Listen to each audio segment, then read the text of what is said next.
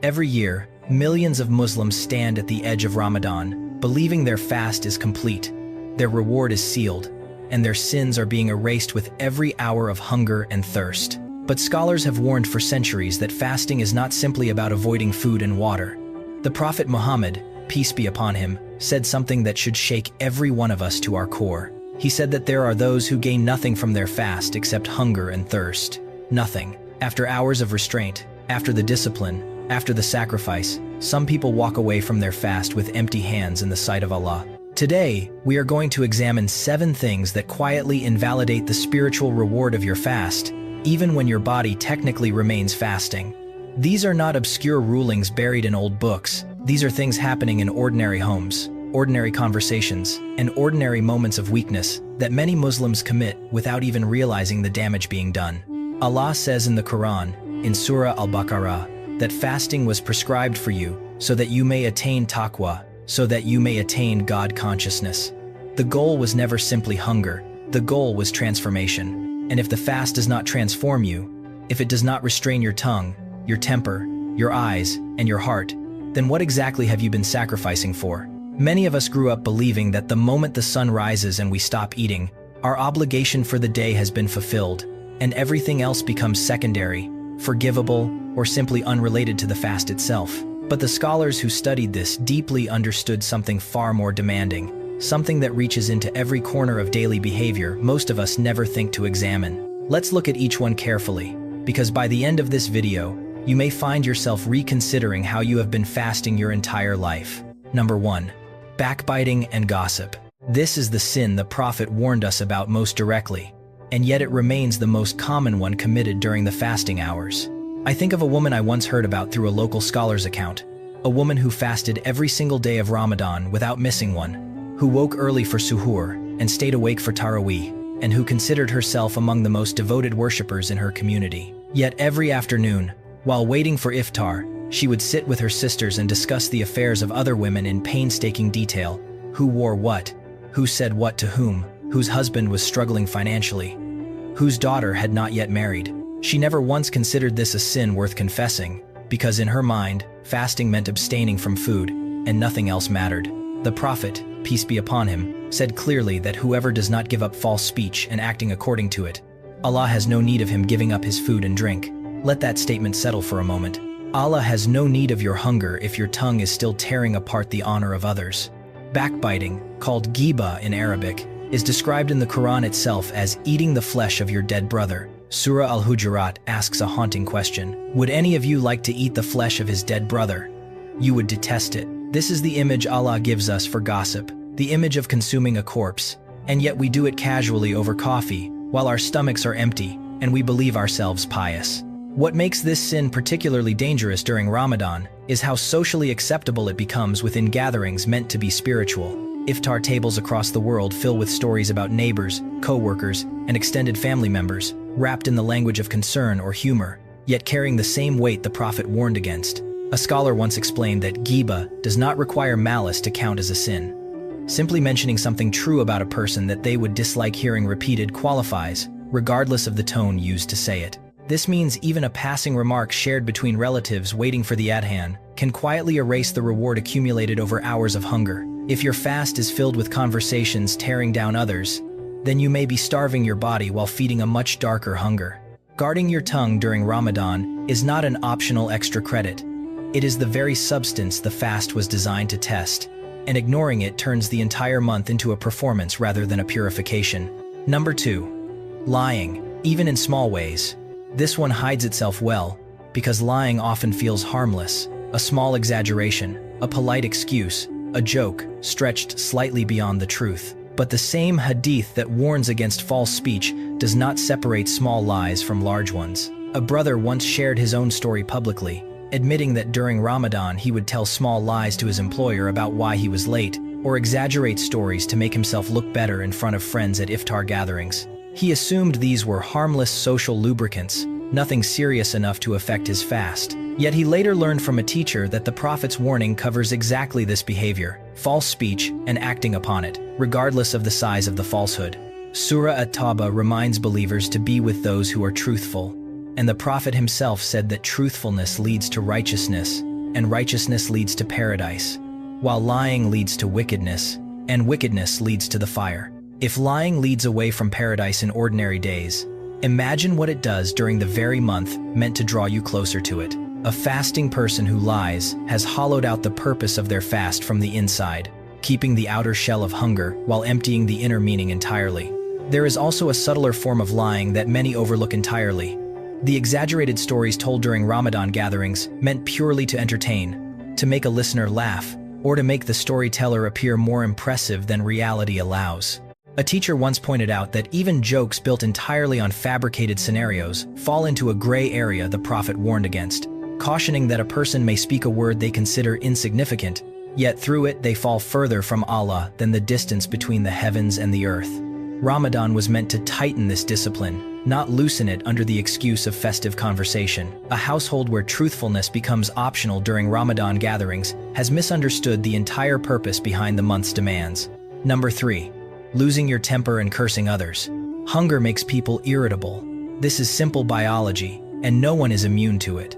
But the Prophet gave us a specific instruction for exactly this moment of weakness. He said that if someone fights you or insults you while you are fasting, you should say, "I am fasting, I am fasting," rather than responding with anger or foul language. Notice what this teaches us. The test of the fast is not merely whether you can avoid food. It is whether you can avoid retaliation when provoked, when hunger has shortened your patience and your tongue is aching to snap back. I recall hearing about a man who was known in his neighborhood for his short temper, a trait that worsened noticeably every Ramadan because his hunger amplified his frustration. He would raise his voice at his children over small mistakes, curse at other drivers on his commute home before iftar, and snap at co-workers who asked him simple questions. He fasted faithfully every single day. Yet his household described Ramadan as the hardest month of the year to live with him, not the most spiritually peaceful. This pattern repeats itself in households everywhere, where the hours before iftar become the most tense hours of the entire day, filled with short tempers, raised voices, and impatience toward family members who least deserve it. A scholar once observed that this reveals a fundamental misunderstanding among many fasting Muslims, the belief that irritability is an acceptable side effect of hunger, rather than precisely the weakness the fast is meant to train against. Surah Al-Imran describes the righteous as those who restrain their anger and pardon people, and Allah loves those who do good. If your fast produces more anger rather than more patience, something essential has gone wrong in how you understand the purpose behind the hunger. The stomach may be empty, but the heart is meant to become lighter, not heavier with rage, and a household terrified of a fasting father has understood nothing of what the fast was meant to accomplish within him. Number 4. Looking at what is forbidden. This one operates silently, often in private, hidden behind a phone screen or a lowered gaze that never quite lowers enough. The eyes were given to us as a trust, and Surah An-Nur instructs believers, both men and women, to lower their gaze and guard their private parts, describing this as purer for them. Fasting is meant to extend beyond the stomach into every part of the body, including what the eyes consume. A young man once confided in an imam that, throughout Ramadan, he maintained his fast strictly regarding food and drink, waking early, avoiding even a sip of water in the heat of summer. Yet he continued scrolling through content on his phone late at night that violated everything the fast was supposed to protect him from. He assumed that, because his stomach remained empty, his fast remained valid and full. He never considered that the Prophet's warning about false speech and acting upon it extends naturally to every organ capable of sin, including the eyes. Ibn al-Qayyim, a great scholar of Islamic history, wrote extensively that the fast of the limbs is more essential than the fast of the stomach, meaning that guarding your eyes, your ears, and your tongue holds greater weight than merely abstaining from food. This distinction matters immensely in a world where the phone in someone's pocket carries more temptation than any physical setting a person of previous generations ever encountered.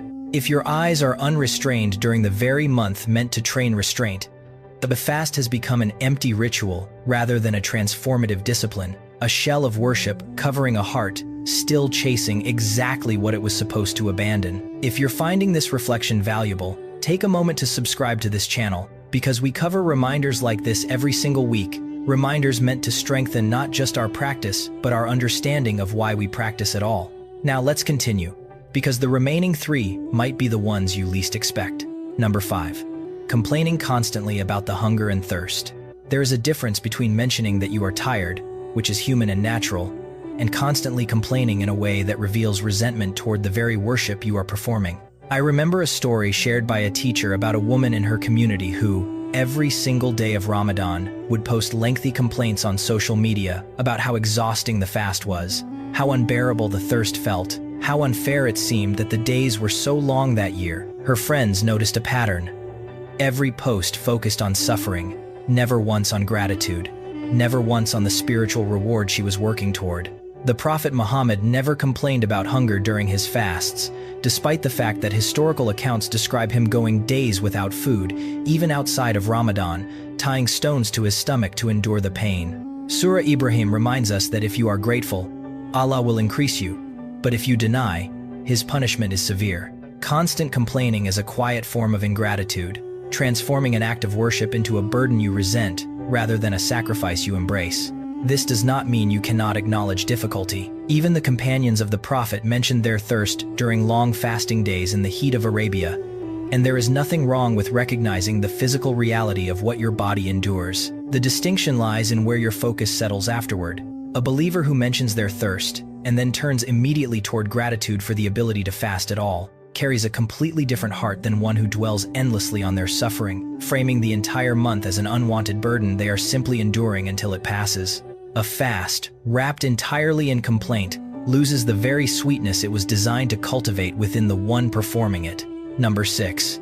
Neglecting prayer while fasting. This is perhaps the most contradictory failure of all, because prayer and fasting are meant to work together as pillars, supporting the same structure of faith. Yet countless Muslims fast diligently while treating their 5 daily prayers as optional, delaying them, rushing through them, or skipping them entirely during the busy hours of the day. A brother once described his own habits honestly, admitting that during Ramadan he would fast without fail but frequently delayed Duhur and Asr prayers until they were nearly missed entirely, distracted by work, by preparing iftar, by simply losing track of time. Surah Al-Ankabut states plainly that prayer prohibits immorality and wrongdoing, and the remembrance of Allah is greater. If fasting is the discipline of the body, prayer is the discipline of the soul's connection to its Creator, and neglecting one while performing the other creates a hollow imbalance. The Prophet emphasized repeatedly that prayer is the pillar of the religion, and whoever abandons it has demolished the very structure faith stands upon. This imbalance often goes unnoticed, precisely because fasting is so visible,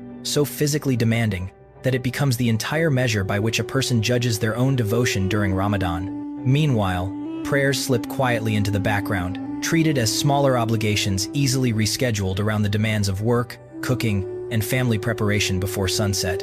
A fast performed alongside neglected prayers is like building a house with a broken foundation. The walls may stand for a while, decorated with the appearance of piety, yet the entire structure remains unstable, waiting to reveal its weakness the moment real spiritual weight is placed upon it. Number 7. Fasting without sincerity, only for show. This final one is the most dangerous, precisely because it can hide behind every other correct action. A person can avoid gossip, avoid lying, guard their eyes, maintain their prayers, and still fast for entirely the wrong reason, seeking recognition from others rather than closeness to Allah. Surah Al-Bayyinah reminds us that people were only commanded to worship Allah, sincerely devoting their faith to Him alone. Sincerity, called ikhlas, is the invisible thread running through every act of worship, and without it, even the most outwardly perfect fast holds no weight in the sight of Allah. I recall hearing about a man widely respected in his community for his religious devotion, known for fasting every optional day beyond Ramadan, known for his lengthy prayers, known for his public displays of piety. Yet those closest to him described a different reality behind closed doors. Someone who fasted partly out of genuine faith, and partly because of the social status it earned him among his peers. The compliments, the recognition as someone deeply religious. His fast was real in body, but compromised in intention, and intention, as the Prophet reminded us, determines the value of every action. He said that actions are judged by intentions, and every person will get what he intended.